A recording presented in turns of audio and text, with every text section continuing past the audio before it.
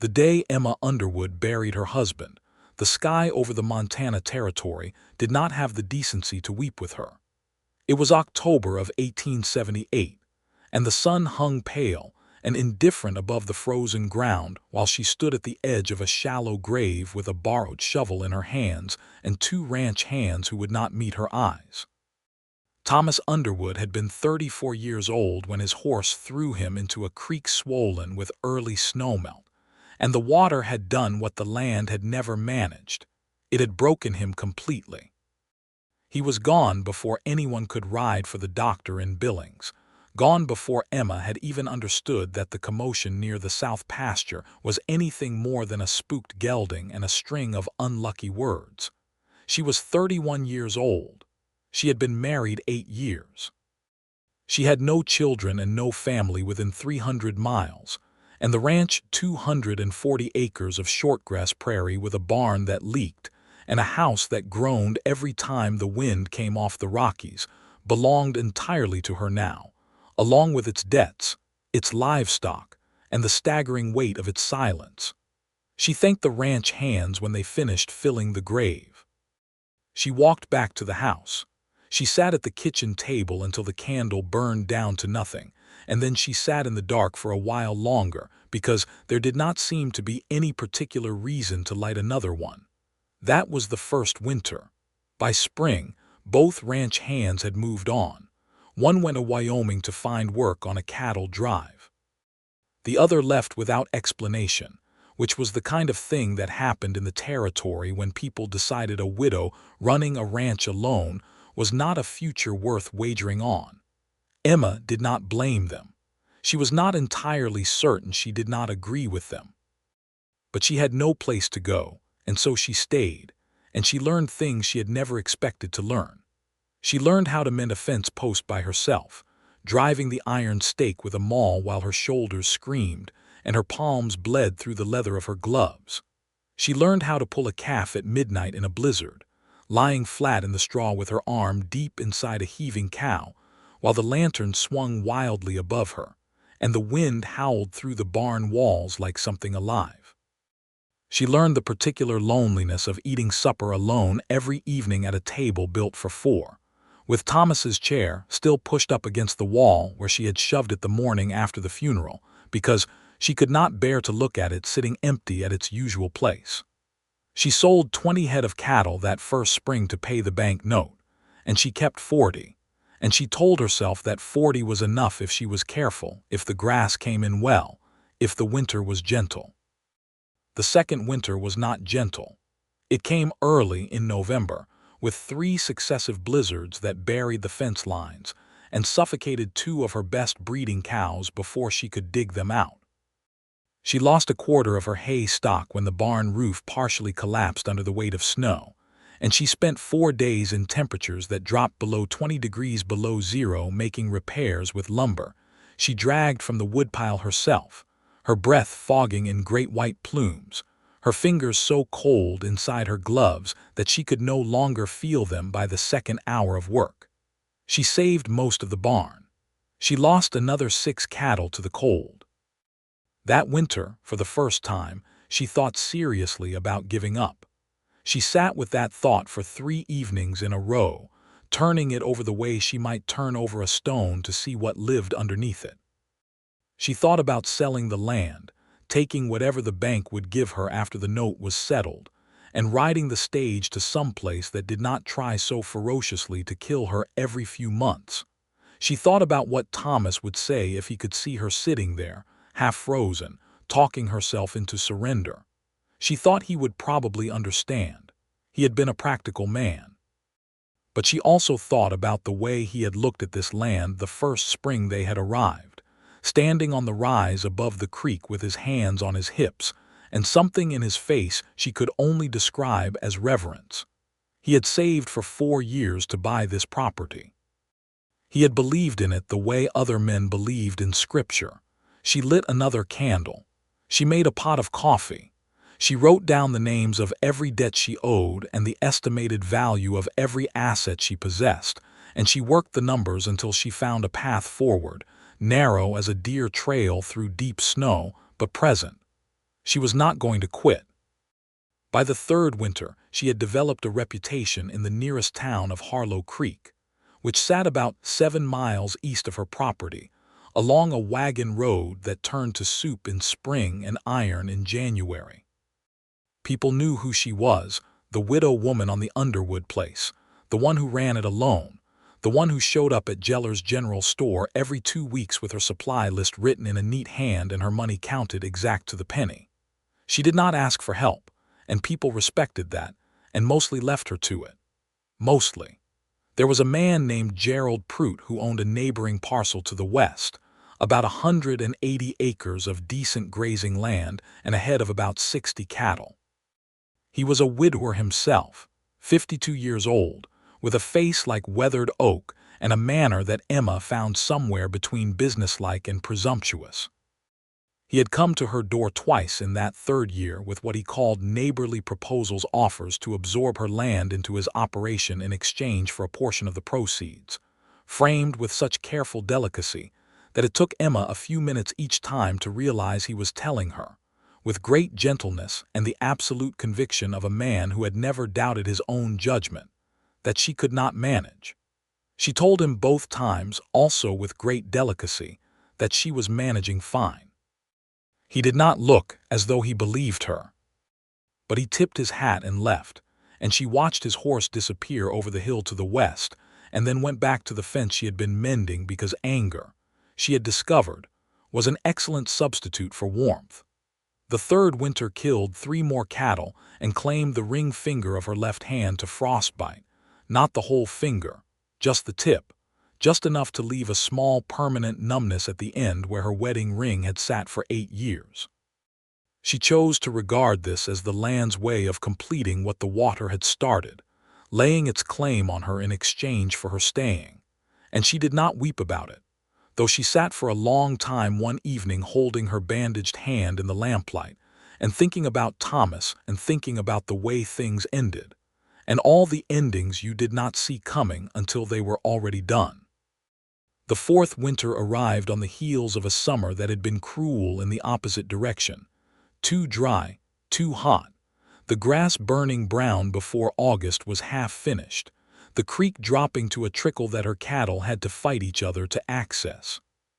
She had been forced to sell 10 more head just to buy supplemental feed, which left her with something closer to a subsistence operation than a working ranch. She repaired the barn roof properly that fall, spending 3 weeks on the job, hiring a carpenter named Holt from Harlow Creek for 2 days to help her with the most dangerous sections, and doing the rest herself. She was 34 years old now. She was strong in a way she had not been at 31, the kind of strength that does not come from exercise but from consequence, from years of doing things because they had to be done, and there was nobody else to do them. The fourth winter was hard but survivable.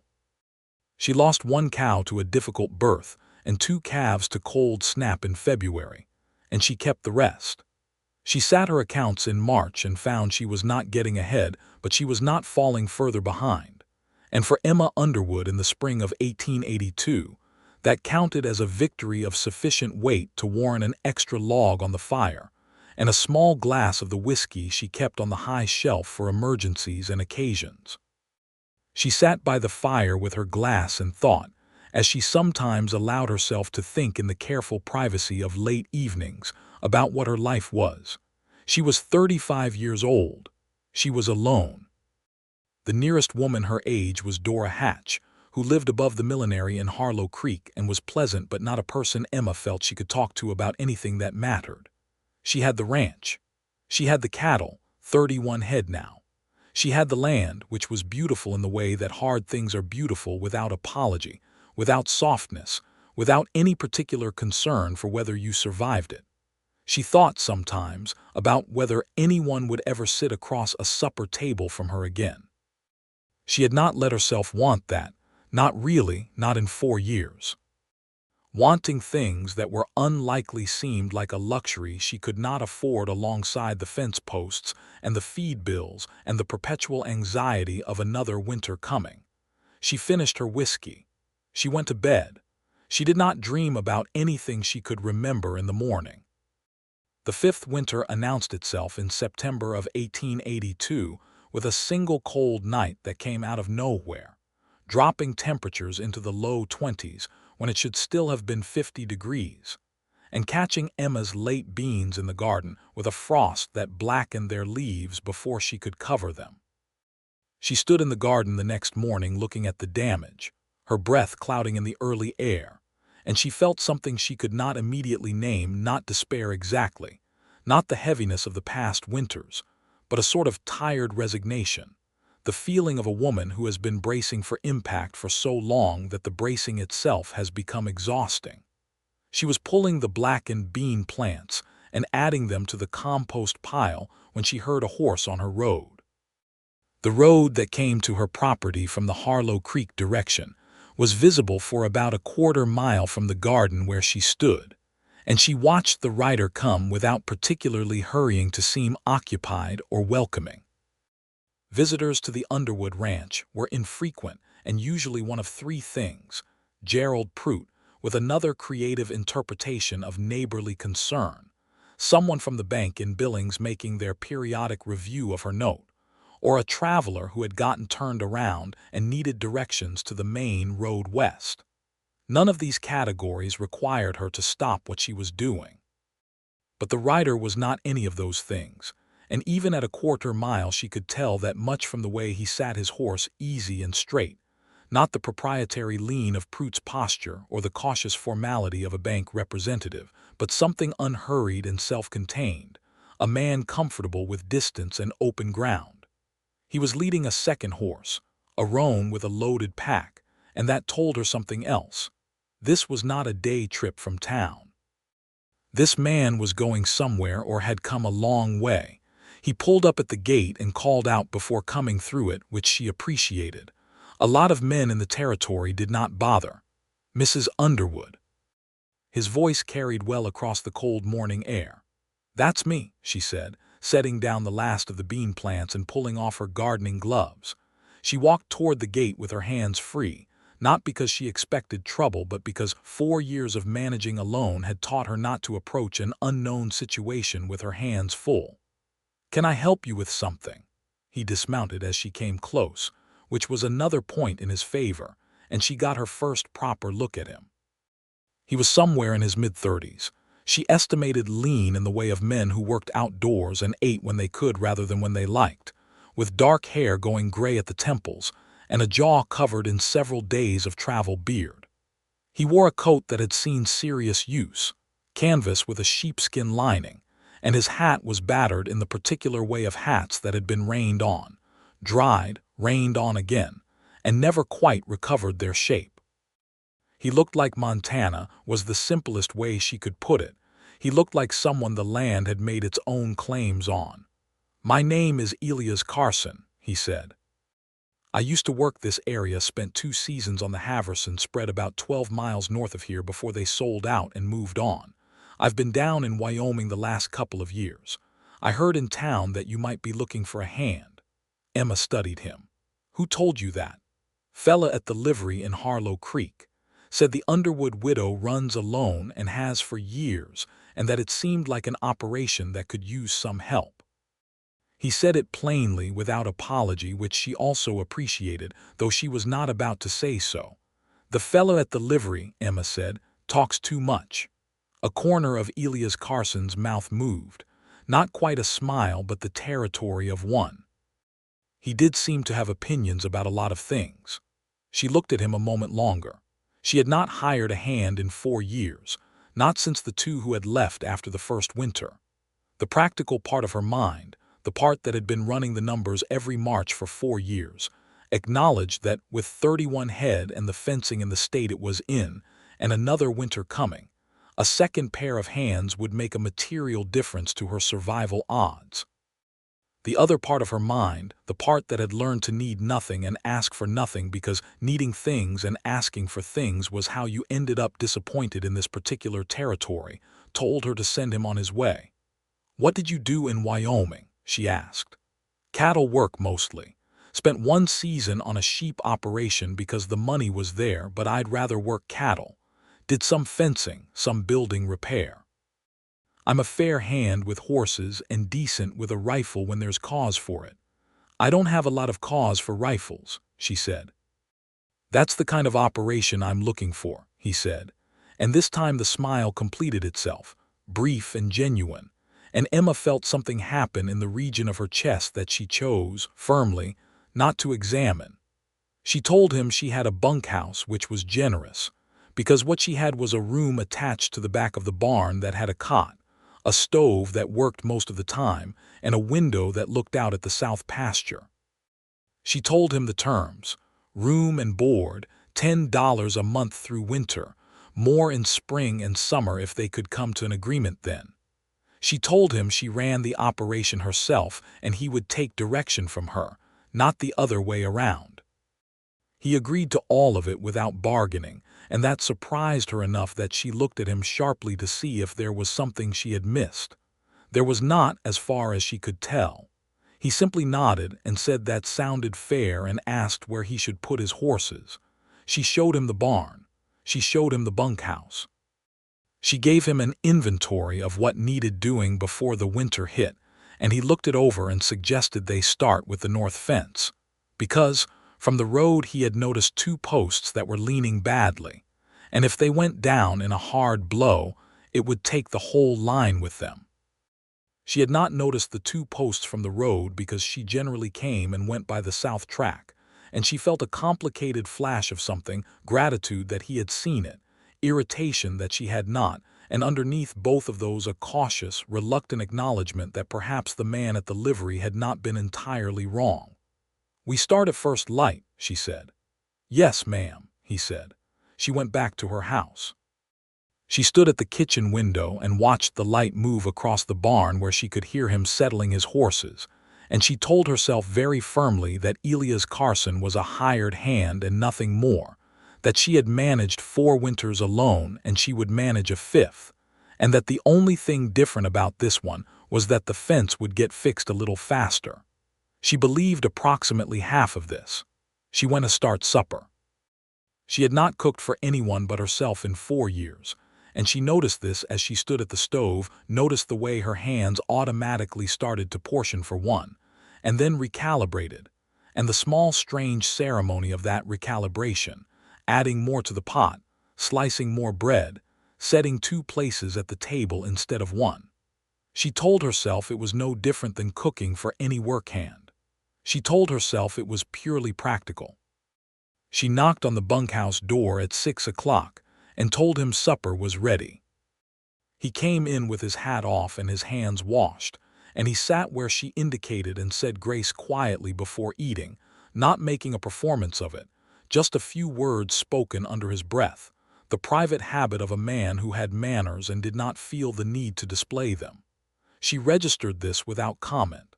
They ate. She asked him questions about the Haverson spread, and he answered them, and he asked her about her herd and the range conditions, and whether she had trouble with predators in the area. She told him there was a wolf pack to the northwest that had taken 2 calves the previous spring. He nodded and said they would need to keep an eye on the fence gaps in that direction, because wolf packs pushed south when deer were scarce, and it looked like it might be that kind of year. He was not a man who filled silence with noise, she noticed. He talked when there was something to say and was quiet when there was not, and he ate with appreciation rather than haste, and when he finished he thanked her for the meal and asked if she needed help clearing up. "I've been clearing up on my own for 4 years," she said, and it came out with more edge than she intended. He looked at her without offense. "I know," he said quietly. "I'm just offering." She let him help dry the dishes. She did not look at him while they stood at the basin, shoulder proximity though not touching, the easy domestic rhythm of 2 people doing a small necessary thing together. She had forgotten, in 4 ways, what that was like, the unremarkable grace of shared work. She thanked him. He went to the bunkhouse. She sat at the kitchen table for an hour before bed, listening to the wind beginning to pick up from the north, and she thought about the 5 years that stretched behind her like a road across empty country and the north fence posts, and the way he had said, "I know," when she told him she had been clearing up alone. 2 words. She had not expected 2 words to settle into her chest and stay there all evening. She went to bed. She stared at the ceiling for longer than usual. She made herself think about the feed order for winter and the repairs still needed on the water trough, and whether the creek crossing would freeze solid enough to drive cattle across it before January. She did not think about Elias Carson until she was almost asleep, and even then it was only the practical thought that having an extra hand for the creek crossing would be safer, because the ice that looked solid from the bank had a way of being less solid in the middle, and Thomas had known that, and she had learned it the year she had driven 4 cattle across alone and lost one through a soft spot, and she had not done it without help since. But there had been no help, so she had done it. Now there would be help. She fell asleep thinking about the north fence and the creek and winter. In the days that followed, a rhythm established itself between them the way rhythms do on working land, not discussed or negotiated, but simply arrived at through the logic of the work itself. Elias was up before first light, which she knew because she was also up before first light, and the lamp in the bunkhouse was always burning when she came out to start the barn chores. They worked alongside each other on the fence for 3 days, pulling old posts, driving new ones, restringing wire with their hands numbing in the October cold. And she found that he worked at exactly the pace she needed, not faster in a way that made her feel inadequate, not slower in a way that made her impatient, but matched to her, reading the task and her engagement with it and calibrating accordingly. She asked him on the second day at the fence how he had ended up in Wyoming after the Haverson spread closed. He drove a post stake for a moment before answering. "Had some things I needed to put behind me," he said. "Wyoming seemed far enough." She waited because she had learned from 4 years alone that waiting was often more informative than asking. "I was married," he said. "She died in '79, fever." He said it simply, without drama, the way you say a thing you have said to yourself many hundreds of times and have made a kind of peace with. "We were in Colorado. Didn't seem right to stay there after." "No," Emma said, understanding that exactly. "It doesn't." He looked at her across the fence line. "Your husband." 1878, she said. "Horse accident." She kept her voice as steady as his had been, offering it the same way, not as grief but as fact, the facts you carry and learn to carry without letting them stop you from driving fence posts in the October cold. "I'm sorry," he said. "I'm sorry too," she said, meaning his wife, and he nodded, and they went back to work. After that, the quality of the silence between them changed. It was no longer the neutral quiet of 2 people who did not know each other well enough to fill it with anything. It was something else, a shared quiet, 2 people who had each lost someone and kept going and recognized that in each other without needing to make a ceremony of it. She trusted him more after that conversation, and she thought perhaps he trusted her more too, though she could not have said why exactly, only that the conversation had settled something. October moved through itself and deepened. The first real storm came on October 23rd, not a killing blizzard but a hard-working blow, 2 feet of snow over 18 hours, enough to drift against the barn doors and require shoveling out. She was up at 4 in the morning when it started, and she heard him stirring in the bunkhouse before she reached the barn, and they worked through the storm together with their heads down and their coats white with snow. And when they came back to the house at midday, she made soup because it was that kind of day, and he sat at her table looking exhausted and cold, and she thought, looking at him, that she could not have done this morning alone, not with the drifts at the angles they were. Not with 3 cattle that had gotten turned around in the pasture and needed to be found and moved in near-zero visibility. She did not say this. But she thought it, and she let herself think it, which was a kind of progress she had not intended. "You saved those 3 from freezing," she said instead, nodding at the cattle through the window, visible now in the diminished storm, huddled near the fence she and Elias had fixed 2 weeks ago. "Almost lost the 3rd one," he said. "She kept moving away from me, didn't want to be helped." "Cattle do that sometimes," Emma said. He looked at her. "So do people," he said, and there was nothing accusing in it, nothing pointed. It was simply an observation, quiet and direct, and it landed somewhere between her ribs and stayed there. She turned back to the soup. "Supper will be ready at 6, she said. "Yes, ma'am," he said, and put his hat on and went back out into the diminished storm to check the barn. She stood at the stove for a full minute before she started stirring again. November came in hard and stayed that way. The work of the ranch in deep winter had a particular relentlessness to it. Cattle needed feeding and watering twice daily. The ice on the water trough needed breaking every morning. The barn needed mucking. And all of this had to happen regardless of temperature or weather. Because the cattle did not suspend their needs because it was 30 below, and the wind was coming sideways off the mountains. Emma had done all of it alone for 4 winters. She had calibrated her life to fit it, paring away everything except the essential, building a kind of hermetic efficiency around herself that was practical and lonely in equal measure. Now she found that having Elias meant the work could breathe a little. She could spend an hour mending harness in the afternoon because he had done the evening water check, or she could bake bread, a thing she had mostly stopped doing because the time it required seemed indecent when she could make biscuits in half the time, because the morning chores were shared and the morning was not entirely consumed. Small things, but small things accumulated. She started baking bread again.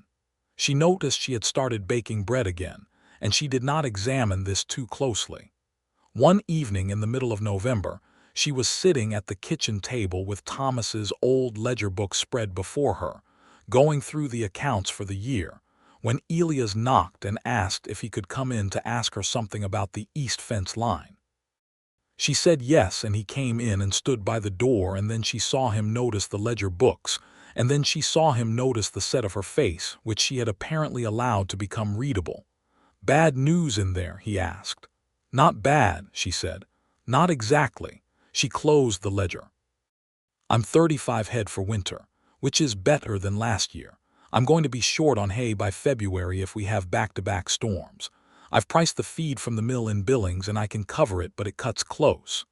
He sat down, not at Thomas's old chair, but at the chair he usually sat in for meals, and he looked at the ledger and then at her. "What if you brought some cattle in closer over winter, reduced the grazing range they're trying to hold, and concentrated the hay distribution?" She thought about this. "I do that some. I could do it more. If we bring them in tight along the south line, the hill breaks the worst of the north wind. They stay warmer, they eat less. Might save you 20% on feed." She had known this in a general way. She had not run the specific number. She looked at him with something that was not quite admiration but was in the vicinity of it. "You've done this before. Had a hard winter in Wyoming in '80, he said. "Lost a lot less than the ranches around me. It's the sheltering that does it." She did the calculation quickly in her head. 20% of her projected February shortfall would cover the gap. She would not need the Billings feed order at all if the winter did not exceed last year's severity. She sat back in her chair and let out a breath that had been in her chest for about a week. "Thank you," she said. He shrugged in the easy way of a man who helps and does not need credit for it. "It's your operation," he said. "I'm just telling you what I know." "You're telling me things I should have known," she said, with the directness that 4 years of solitude had sharpened in her. "No," he said, and his voice was quiet and firm. "You've been doing this alone.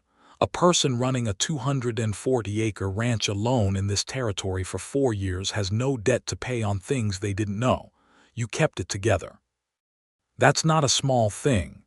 She looked at him for a long moment. The lamplight caught the angles of his face, the gray at his temples, the patient steadiness of his expression. "The east fence," she said. He blinked.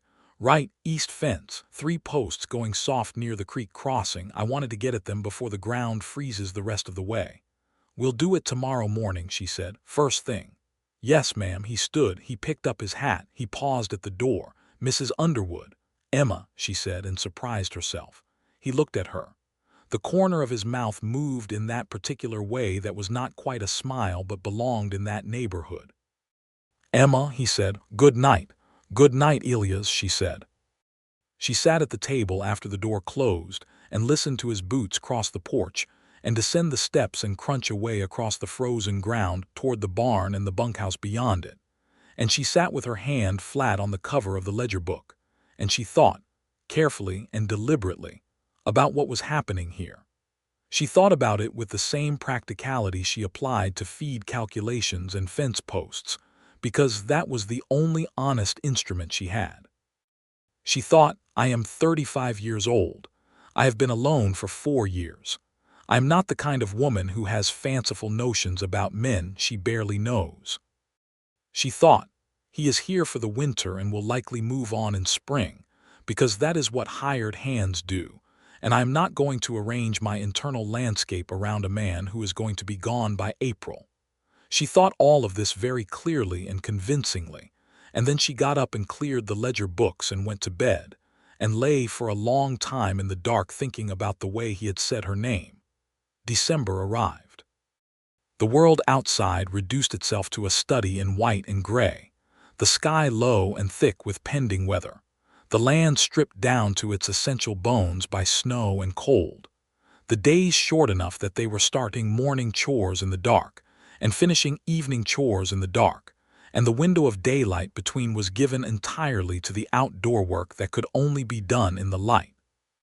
Emma had lived through 4 of these contracted winters, and each one had made her feel, in the deepest part of herself, how small and alone she was in a very large and indifferent territory.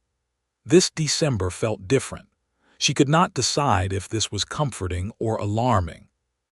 Gerald Prout came to call on a Thursday afternoon, when the sky was an ominous yellow that meant snow before evening. He arrived in his buckboard looking well-fed and prosperous, and he took off his hat with great courtesy when Emma opened the door, and he said he wanted to check in on his neighbor, which they both knew was not the primary reason for his visit, because the primary reason for his visit was standing visible at the barn, clearly visible from the porch. A man of working build in a canvas coat doing something to the water pump that had been acting up since the last hard freeze. Prout looked at the man at the barn and then looked at Emma with an expression that she could only describe as complicated.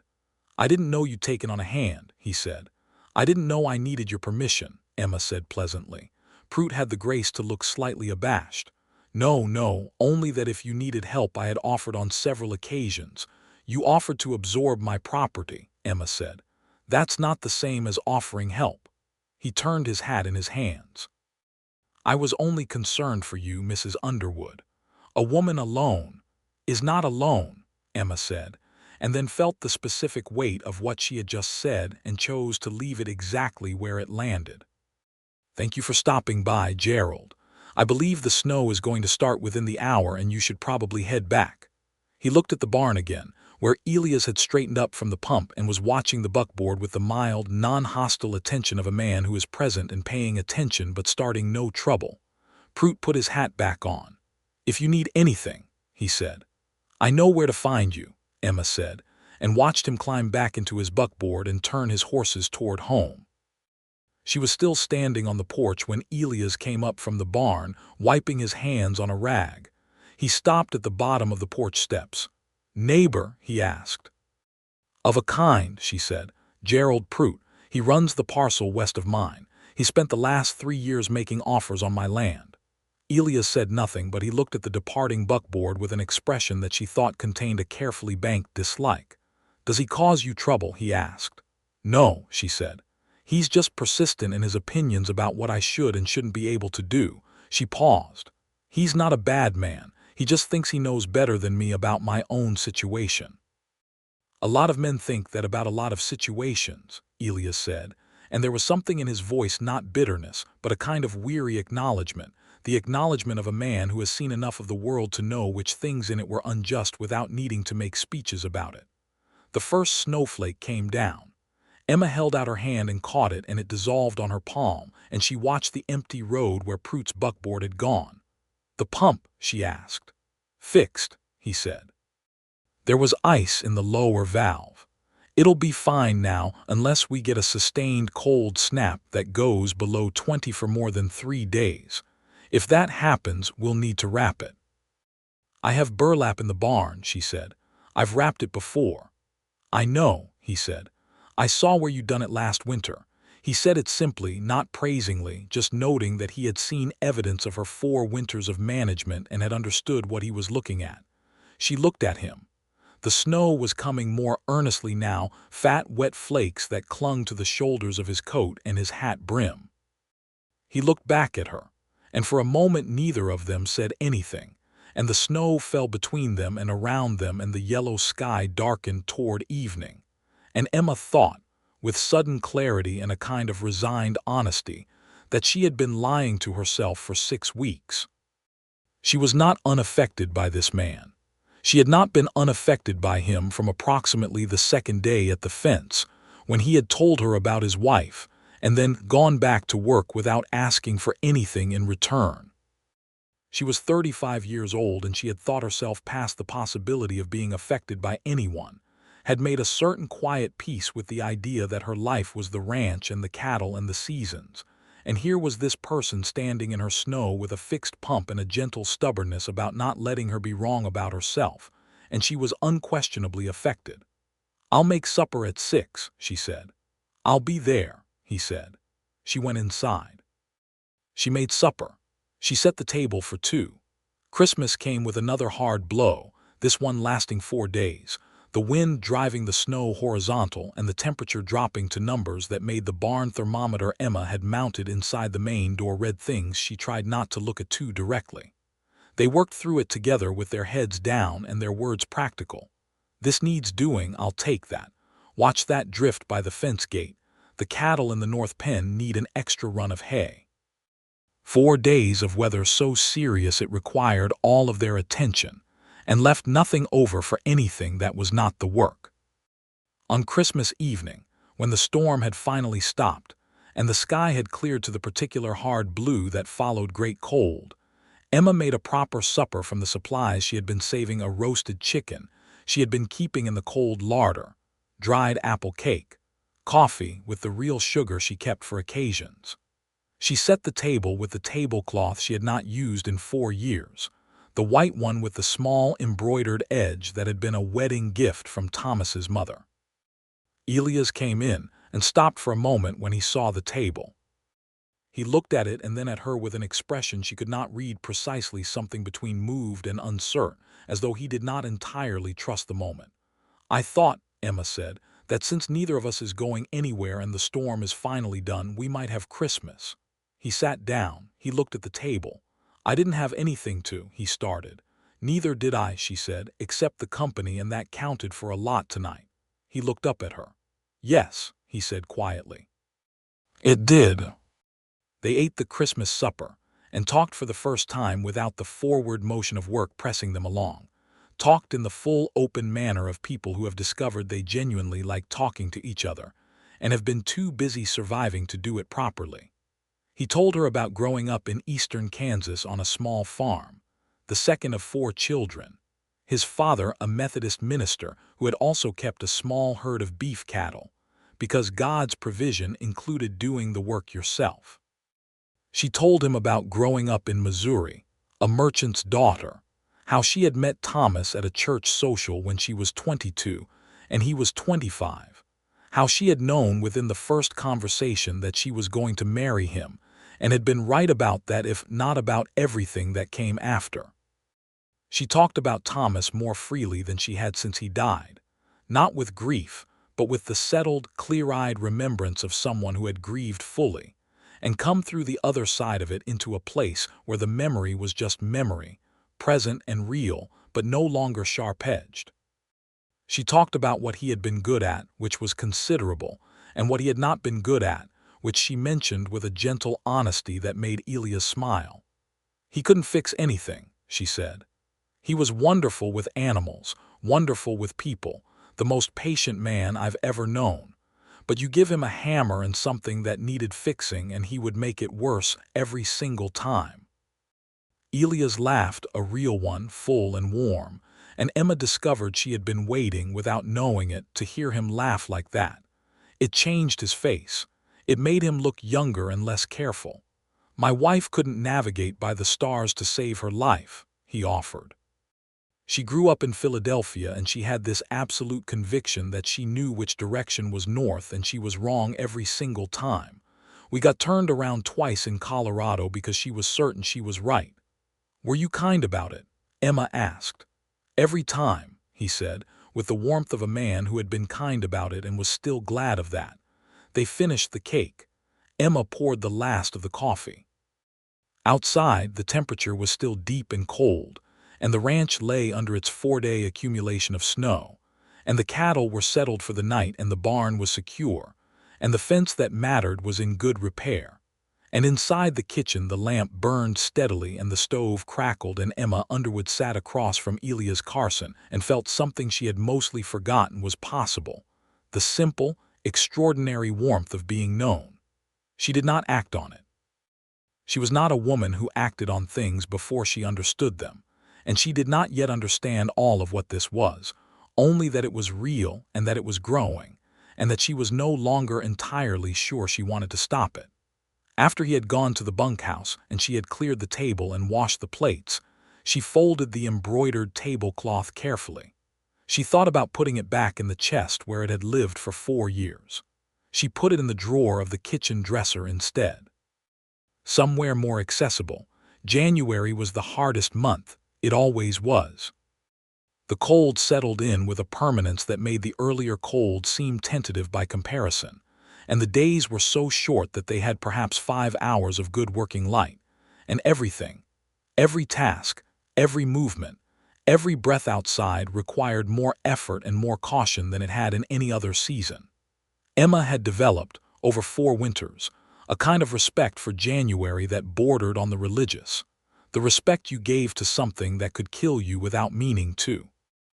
On the 10th of January she fell. It was not a dramatic fall, which in some ways made it worse. She was coming out of the barn in the early morning dark, carrying a lantern in one hand and an empty feed bucket in the other, and she stepped onto a patch of ice that had formed over a rut she knew perfectly well was there, and had been navigating safely for 2 months, and her feet went out, and she came down hard on her left side, the lantern going one way and her right wrist catching the ground on the other, and the pain that exploded up her arm was immediate and comprehensive. She lay in the snow for a moment, breathing through it, taking inventory. Her wrist was either sprained or broken. She could not immediately tell which from the nature of the pain, only that it was serious and her hand was not working properly. Her hip had taken a hard knock. The lantern had gone out when it hit the snow but had not started a fire, which was the important thing.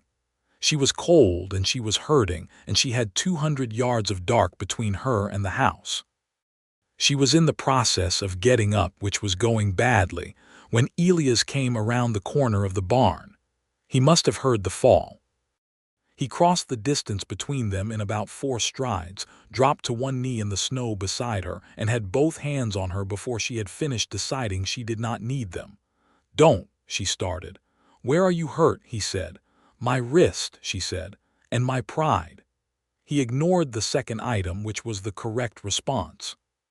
He helped her up with his arm behind her shoulders, steady and careful, and she let him because the wrist was genuinely bad, and the hip was beginning to stiffen, and it would have been stupid not to let him. He walked her to the house and inside and sat her at the kitchen table and lit the lamp and looked at her wrist, which was swollen and already showing the beginning of bruising.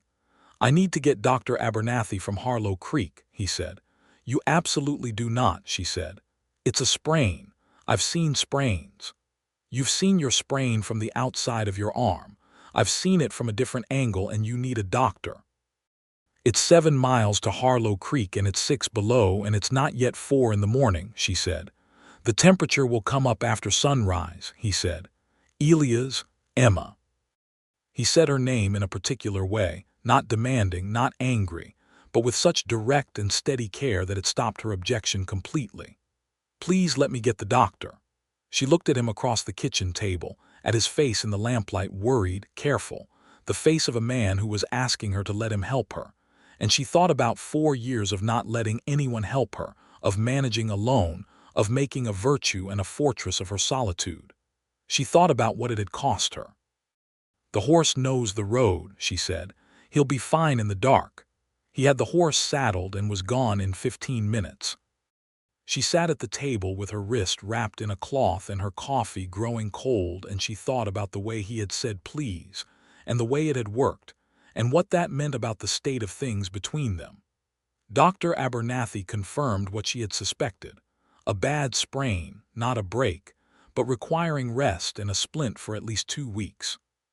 He gave his instructions to both her and Elias, which she noticed, and which Elias accepted without indicating that this was unusual, the doctor speaking to both of them as though they were equally responsible for what happened next. After the doctor had gone, Elias did the morning chores alone.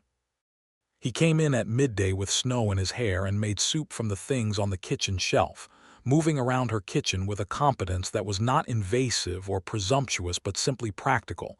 A man doing what needed doing because it needed doing and she could not do it. She watched him from the table. "You don't have to do that," she said. "I know," he said. "I meant the soup. I can still stir with one hand."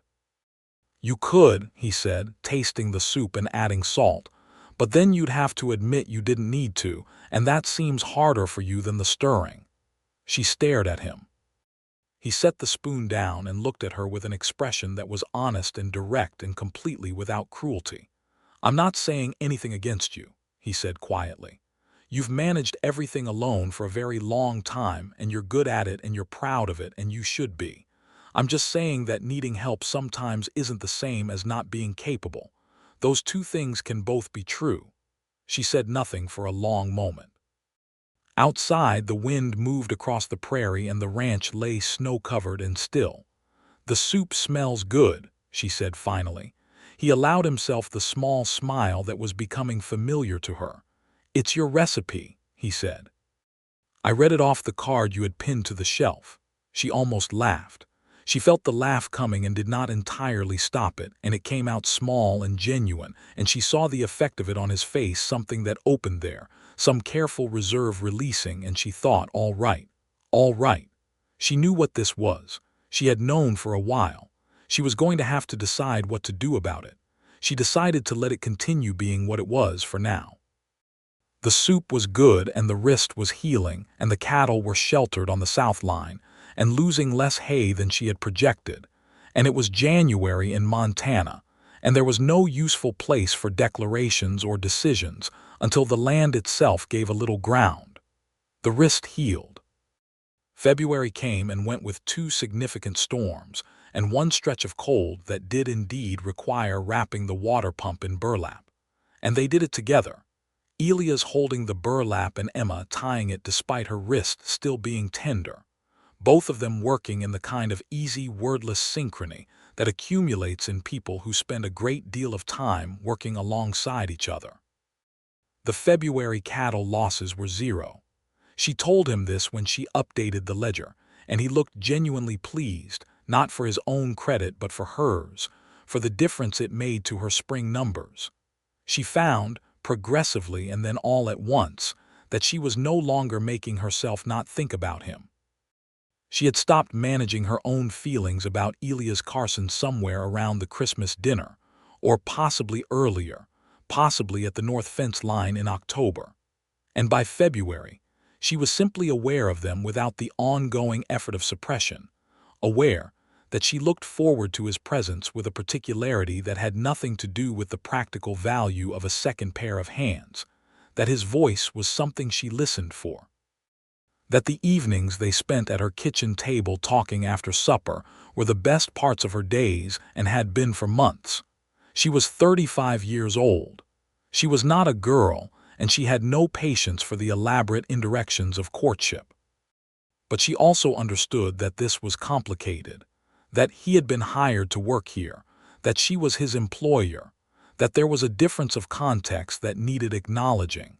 And she moved carefully, because care was what the situation warranted and because she did not entirely know what he felt and did not want to be wrong about it. She found out what he felt on a Saturday evening in late February when she was standing at the window, watching the last light leave the sky, and he came in from the barn and stopped behind her and said, "Emma." She turned. He was standing in the middle of her kitchen with his hat in his hands, and an expression she had never seen on his face before stripped of its usual careful composure, readable and serious and uncertain in a way that made her want to close the distance between them. "I need to say something," he said. "All right," she said. He turned his hat twice in his hands, a nervous gesture, the first one she had seen from him. "I am aware that this is your ranch and I work for you, and that makes saying this complicated.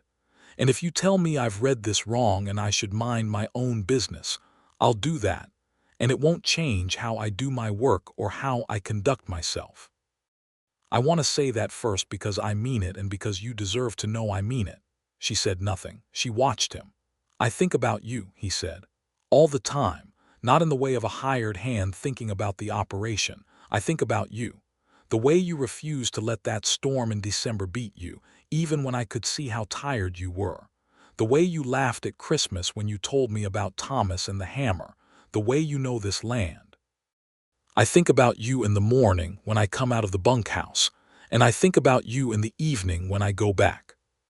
And I've been aware that I should probably not say this, that I should finish the season and move on and let you have your ranch and your independence, which you have earned about 10 times over. But I can't make myself sorry enough about it to say I'll leave." Emma looked at him for a long moment. The lamp burned between them. Outside, February was making one of its last cold assertions against the windows, and the ranch was quiet.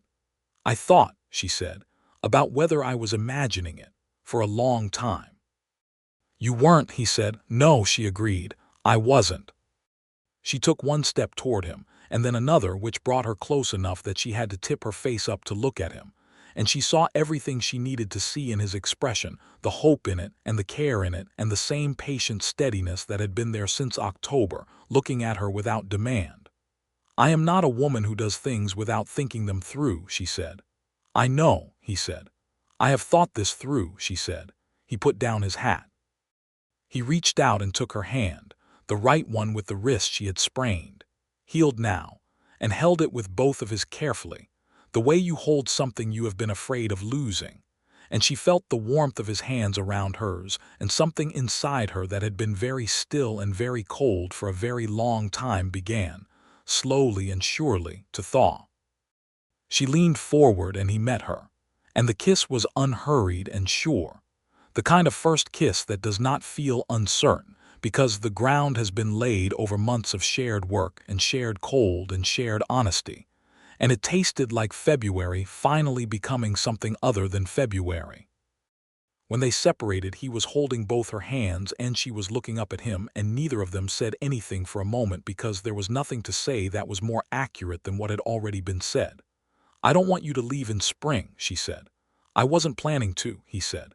"I need you to understand that this ranch is mine," she said, "and the decisions about it are mine."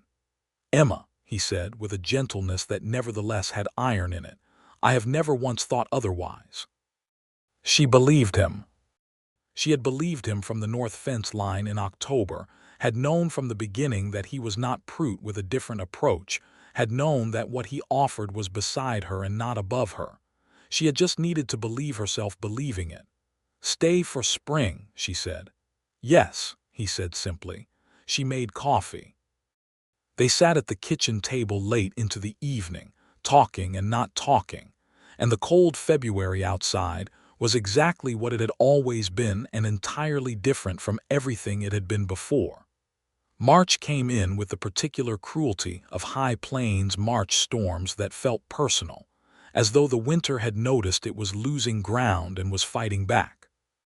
There was a week of hard weather in the middle of the month that required everything they had, and they gave it, working side by side through days that would have broken Emma alone. And at the end of each exhausting evening they sat together in her kitchen and talked, or were quiet together, which was by now so comfortable that Emma thought sometimes about how strangely wonderful it was, the comfort of silence shared with someone you trusted. She told Harlow Creek about him. Not in a formal announcement, but in the natural way of a small community that notices things. She came into Jeller's general store with him in late March, the two of them together in the normal way of people who were together, and Mabel Jeller looked between them with an expression of careful calculation, and then smiled with what Emma recognized as genuine warmth. "We're glad to see you, Mr. Carson," Mabel said, which was Mabel's way of saying a great many things at once. Gerald Prout saw them on the road one morning in April and pulled his horse to a stop and looked at them with the complicated expression of a man reassessing a long-held position. He was civil. He was even, eventually, cordial. He asked about Emma's spring calf count and listened to her answer with what seemed like actual respect, and Emma thought he had perhaps decided, as a practical man, that he had misread the situation from the beginning and preferred to revise his opinion quietly rather than loudly. She appreciated the quiet revision. She had never wished him ill. Spring arrived with the particular relief it always did on the northern plains, not gently, not gradually, but in a rush of meltwater and mud and the extravagant green of grass coming up through last year's dead growth. And calving season arrived with it. 17 calves in 3 weeks, each one a managed crisis of varying intensity in the cold, wet April nights. They lost 2, which was painful and expected, and saved 15, which was a success measured against every previous year. Elias asked her to marry him on a May evening when the ranch was finally breathing again after winter, when the calves were on their feet, and the grass was coming in well, and the creek had come down from its snowmelt surge to a normal working level. They were standing by the creek, which Emma visited sometimes in the evening just to stand at a running body of water and feel the relief of things moving again after months of freeze, and he stood beside her and said her name, and she turned, and he was looking at her with that expression of stripped-down honesty that she had come to understand. He was about to say something he meant entirely. "I know we haven't spoken about the future in a formal way," he said. "No," she said, because she had been letting the future be what it was while the winter finished itself. "I want a future with you," he said.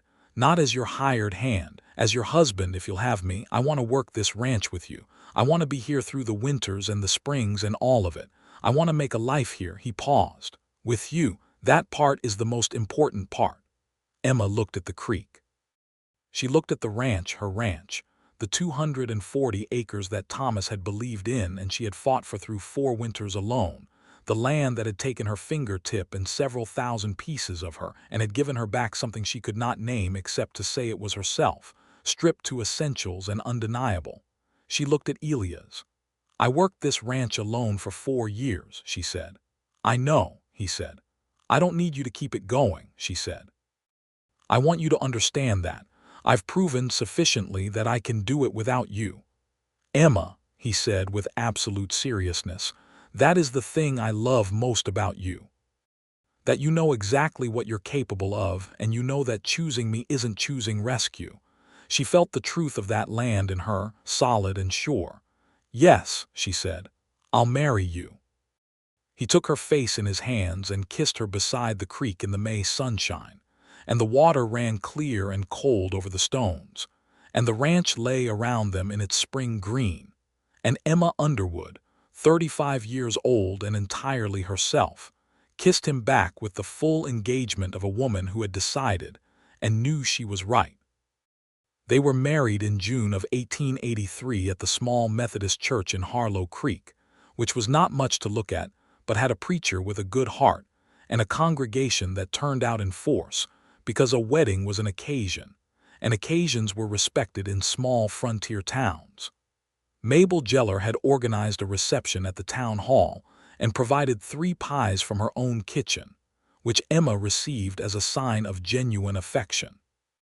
Gerald Prout came to the wedding and shook Elias' hand with the grave courtesy of a man making peace with reality, and Emma was glad of it. She wore a blue dress she had made herself from fabric she had ordered from Billings, the first new dress she had made in 3 years. She did not have a proper veil, but she had pinned her hair up with a comb that had been her mother's, a small tortoiseshell thing that she had carried from Missouri and had set on the shelf of the trunk for 4 winters without occasion to wear. Elias wore his good coat, and a tie that Emma suspected he had borrowed from the barber in Harlow Creek. He stood at the front of the church and watched her come down the aisle with the full, unguarded expression of a man who could not entirely believe his good fortune. And Emma walked toward him and thought that she could not entirely believe hers either, and that this was exactly right. The preacher read from 1 Corinthians, the passage about love bearing all things and enduring all things, and Emma thought about what it meant to endure, not just to survive, but to persist through the hard winters, to keep going past the point of easier options, to choose the land and the life even when it cost you, and how that same endurance was in some way a kind of love she had been giving to this place all along without having a name for it. She took Elias Carson's hand. She made her promises in a clear voice without hesitation, because she had thought them through and she meant every word, and she heard him make his promises in the same clear, unhurried way, and she believed every word of his. They rode back to the ranch together in the early evening, with the long June light slanting gold across the grass, and the ranch came into view on the rise above the creek, and she saw it the way she always saw it, with attention, with recognition, with the deep proprietary love of a person who has earned something through sustained and particular effort. But now she saw it alongside someone, and the alongside changed the view not by diminishing it, but by adding a warmth to it that had been absent. Elias was quiet for a moment as they crested the rise. He looked at the property the way she imagined Thomas had looked at it on that first spring, with a particular quality of attention. "Beautiful," he said. "Yes," she agreed. "Every single part of it," he said, and he was looking at her. She turned her horse toward home. Summer was the season Emma had always loved best on the ranch, when the land showed all of what it was capable of, the grass deep and green, the cattle fat and content, the days long enough to accomplish genuine things, and the evenings warm enough to sit outside after supper. This summer she had Elias, and she had his company in the practical business of the ranch, and she had his company in the evenings, and she had the new weight of being a person who had chosen and been chosen, which was different from every other weight she had carried in ways that were difficult to articulate and easy to feel. They made improvements to the ranch that summer that she had not had the hands or the capital to make alone. They repaired the house roof, which had been patched and repatched for 3 years. They built a proper chicken coop so that she did not have to buy eggs in town. They cleared 2 acres of land on the north side of the property that had been wild grass and scrub, and turned it into winter hay production, reducing the feed costs she had been struggling with for years. She handled the business decisions and the accounts as she always had, and she found that Elias not only accepted this but engaged with it seriously. He would ask about the numbers, suggest things, listen to her reasoning, offer his own, and in the space between 2 minds working on the same problem, she found better solutions than either of them would have reached alone. She told him in September that she was pregnant. They were sitting at the kitchen table, a table that now always had 2 places, had never had one place since June, the chair that had been Thomas's now simply another chair, the table a table for 2 instead of a monument to absence. And she told him in the same direct way she had learned to handle most things, because she had been 31 years old when she had learned that life required directness. That hedging and softening were luxuries for people who had not yet discovered how suddenly things could change. He looked at her for a moment without speaking, and then something moved across his face that she thought she might spend the rest of her life trying to describe: joy and wonder, and the particular tenderness of a man who has been given something he had perhaps stopped believing he would have. "Emma," he said, which was all, and he reached across the table and took both her hands. She let him have them. "I'm told it's natural to feel terrified," she said. "I am terrified," he agreed. "Good," she said. "I don't trust people who aren't." He laughed, and then he stood up and came around the table and pulled her up and held her, and she put her face against his neck and felt his arms around her and thought about all the evenings she had sat at this table alone, all the cold mornings and hard winters and solitary suppers, and how completely this moment would have been impossible to imagine from inside any of those evenings, and how that was both the saddest and the most hopeful thing she knew. The 6th winter, which was also the first real winter of their marriage, was not the worst she had endured. It was cold and it was long and it had its moments of genuine crisis, including a week in January when Elias came down with a bronchial illness that kept him inside for 4 days, while Emma managed the ranch alone despite being 5 months pregnant. And she managed it because she was still the woman who had managed 4 complete winters alone, and a sprained wrist was not going to stop her. Though Elias fretted from his sickbed in a way she found alternately touching and exhausting. "I'm fine," she told him on the second day, coming in from the morning chores with snow in her hair and her cheeks red from the cold. "You're 5 months pregnant," he said from the bed. "The cattle don't care about that," she said. "Emma," he said in the voice. She stopped. She looked at him genuinely sick, genuinely worried, lying in the bed she had slept in alone for 4 years and now shared without a second thought. She sat on the edge of the bed. "I have done harder things than this alone," she said. "But I am not alone, and I'm telling you that because I want you to hear it. I'm not managing alone anymore. I'm managing with your help from that bed, which is helping me by staying there and getting better instead of coming outside and getting worse. So rest. I'll tell you everything that happened at the end of the day." He looked at her with that face, the open one. "All right," he said. He was better by day 5, up and working again by day 6, and he never let himself be sick in a way that required her to manage alone after that, or at least, he made his recovery very efficient, which she suspected was at least partly motivated by the strong dislike of watching her carry the full load. She found this, frankly, endearing. The baby came in March of 1884, born in the house during a snow squall that was vigorous but not a full storm, with the doctor from Harlow Creek in attendance, because Emma had arranged it weeks in advance, and she was not the kind of woman who left important things to chance. It was a boy, which surprised her somehow, though she could not have said what she had expected. He arrived in the early morning with considerable announcement and took his first serious look at the world with dark eyes that immediately established opinions about it. They named him Thomas Elias Carson, the first name for the man Emma had loved and lost and grieved and carried forward, the second for the man who had come in the 5th winter and changed what all the winters meant. Elias held his son that morning with his wife asleep in the bed behind him and the March snow coming down outside the window, and Emma, drifting in and out of exhausted sleep, opened her eyes once to find him standing at the window with the baby, talking to him in a quiet voice she could not hear clearly, and she thought the image of that, the man, the child, the snow outside, the ranch below, was the most beautiful thing she had seen in her life. She closed her eyes. She slept.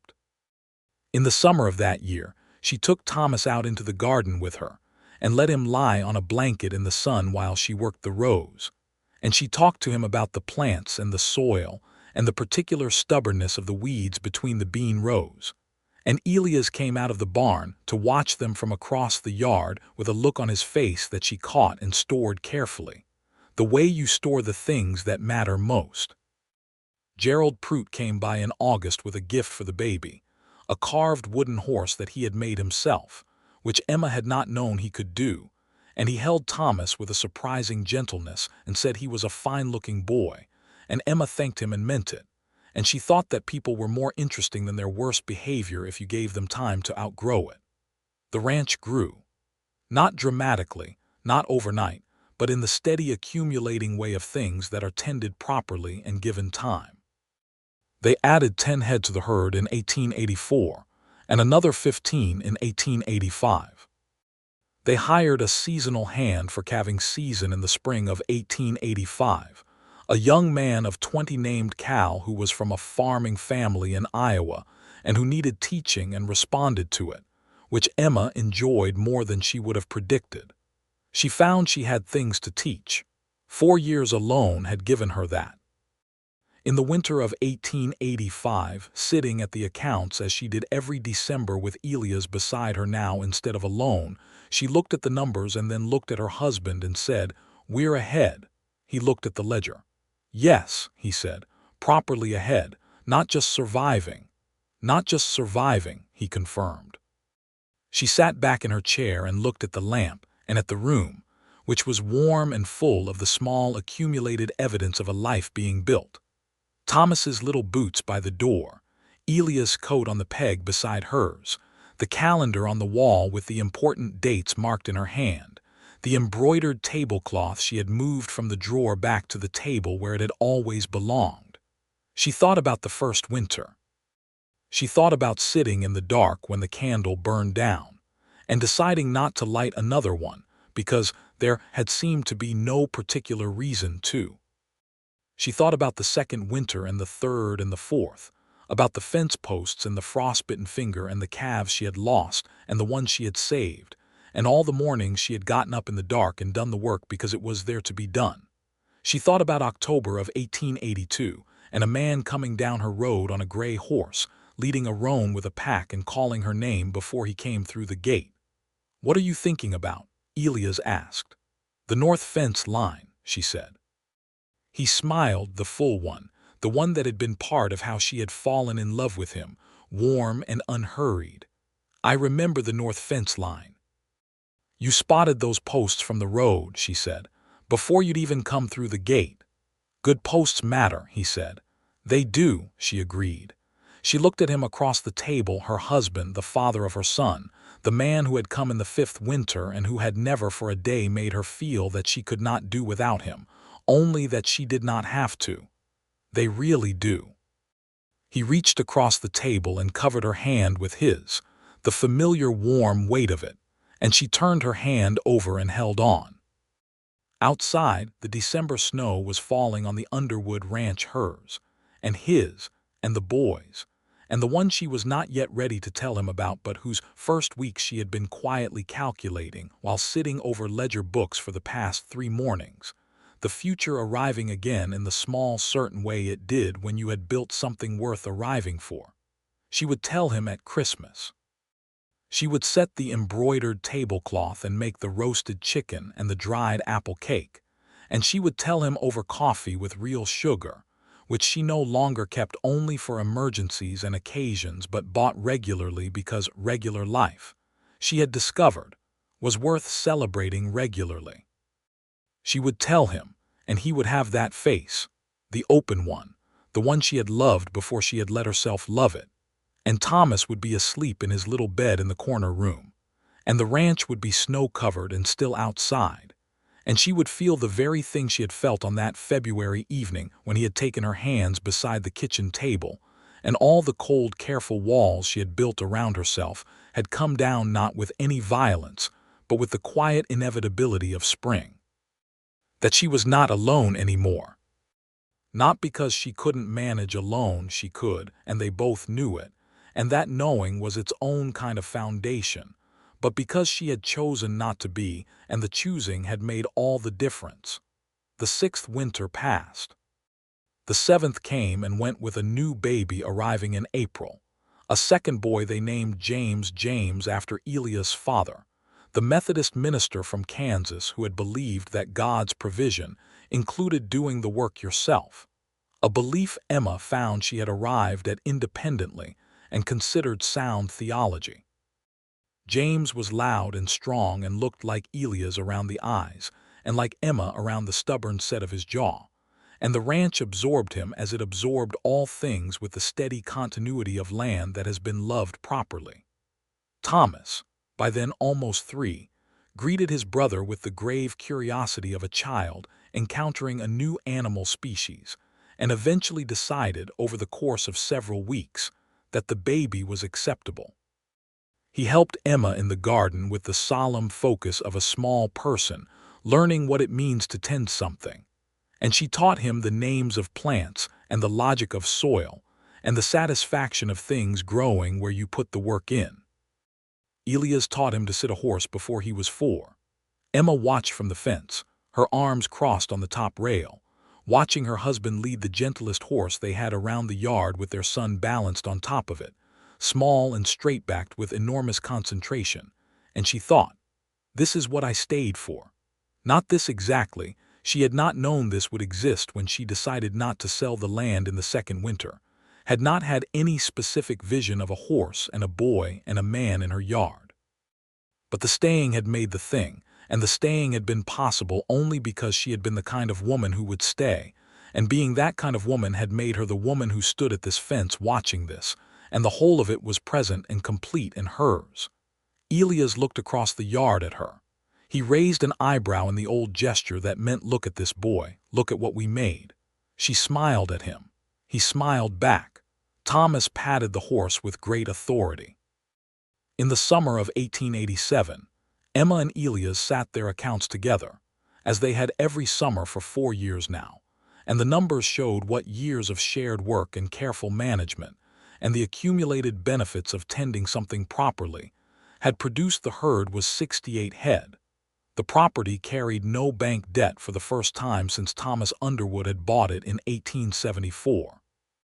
And the hay production from the North Field had been sufficient for 2 winters running without purchasing supplemental feed. The house roof did not leak. The barn stood square and solid. The water pump had not needed wrapping in 2 years because Elias had reconfigured the drainage around it the previous fall in a way that prevented ice from forming in the first place. She told him, sitting over those numbers, that she wanted to expand the North Field by another acre. He looked at the map she had drawn. "We'd need to move the fence line." "I know. I think we do it in August when the ground is workable." "I'll clear the scrub this week," he said.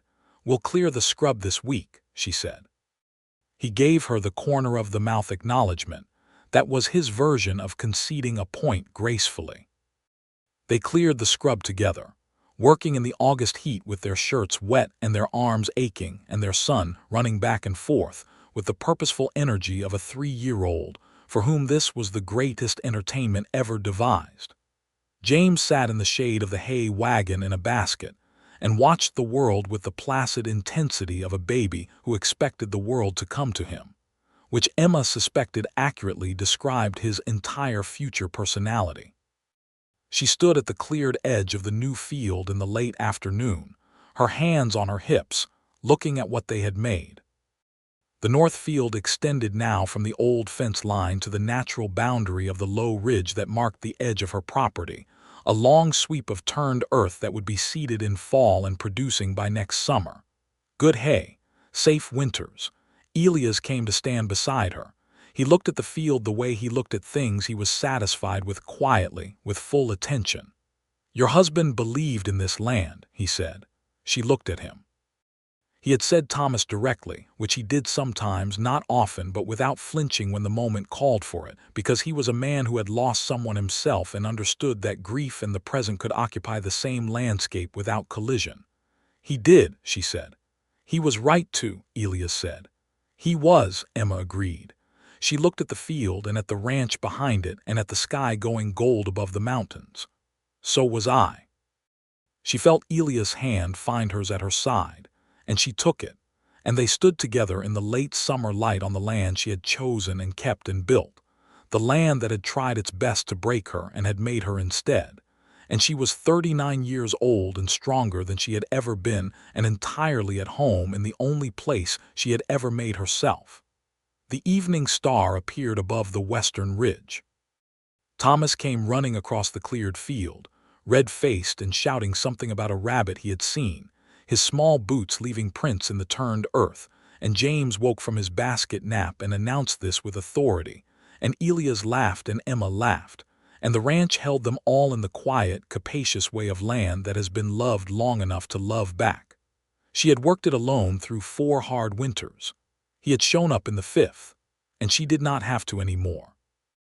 She had not had to for years now, and she thought she would not have to for years more, for all the winters still to come, and she thought, standing in her field in her light, holding her husband's hand while her sons carried on behind them, that this was what the land had been holding all along, underneath the cold and the work and the necessary solitude.